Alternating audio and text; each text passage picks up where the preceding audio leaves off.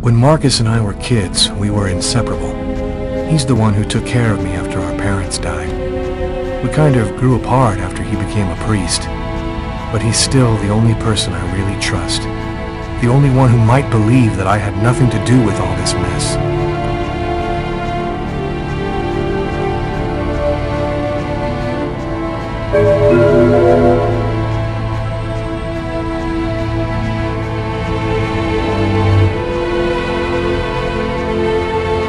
I'm happy to see you. I missed you.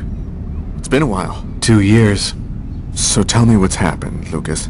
I've killed a man, Marcus. It happened in a restaurant last night. It's like I was possessed, in a sort of trance, like I was a puppet on a string. I saw what I was doing, but I was powerless to stop it. My God. I can't believe this, Lucas. Tell me that it wasn't you. You're not capable of something like that. And there's this, too. You cut your wrists? Before the murder, I carved these symbols on my arms with a knife. I don't know if they mean anything. This murder? Exactly how did it happen? Well, after work last night, I stopped at a little diner to get something to eat. I read a book at my table, I think. And after, it's just a black hole. I don't remember anything. Right up until I found myself in the toilets with a knife in my hand. It was horrible. You say that you were in a sort of a trance. But what do you mean by that? Are you talking about magic? Or sorcery? Or something like that? Marcus, I don't have an explanation. I'm just telling you what happened, that's all. I'm only certain about one thing. I'm not the one who really killed that man. Who else have you told all of this to? No one. You're the only person that I can trust. There's something else you need to know.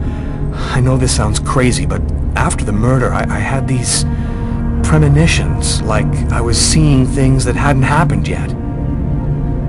While I was doing this horrible thing, I saw something, or rather someone. Was somebody else there with you? No, it was like a sort of vision. I saw a man in the middle of hundreds of candles, and there was this little girl. What happened to me, Marcus? What am I supposed to do now? You know me better than anyone, Marcus. Help me. Listen, Lucas, I'm a bit lost here. This whole story is just so bizarre. It might be better. Maybe you should go and tell your story to the police, Lucas. Turn yourself in before they find you. Do you really think the police are going to believe a story like that? They'll throw me in prison for the rest of my life, and I'll never find out what really happened. I am a priest, Lucas. The fact that you have taken a life is a very serious matter. I told you that it wasn't me, Marcus. All these years and nothing's changed. You still never listen to me. Lucas, don't ask me to make a choice between my faith and my brother. I'm not a murderer, Marcus. You're the only person I can trust. I'm just asking you to believe me. Very well.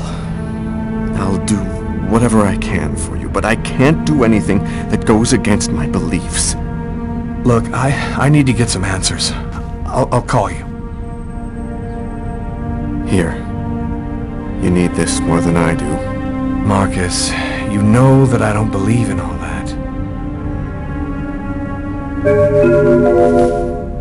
Thanks.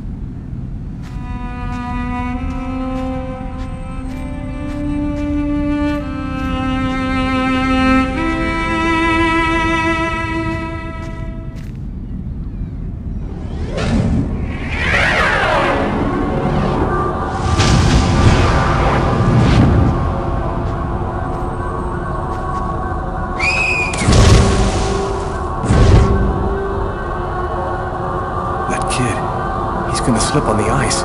I've got to stop him. The cop in the restaurant. If I don't do something, the child will die. If I do something, the cop will recognize me. What am I gonna do?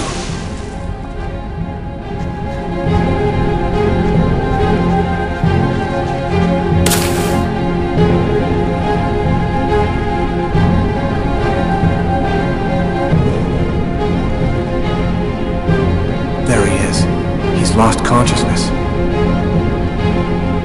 Quick, I've got to go back up before I run out of air.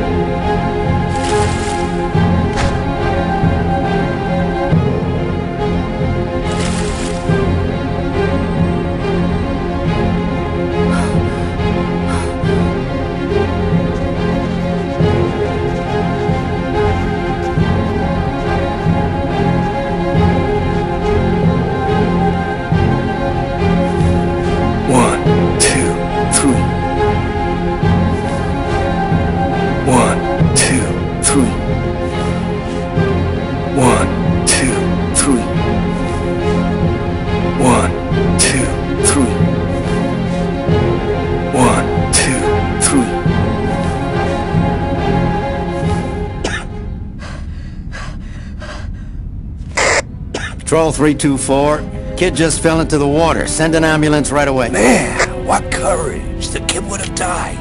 That guy's a hero. He dove into freezing water to save the kid. The kid never would have made it out of there without him. The cop recognized me. We both knew it.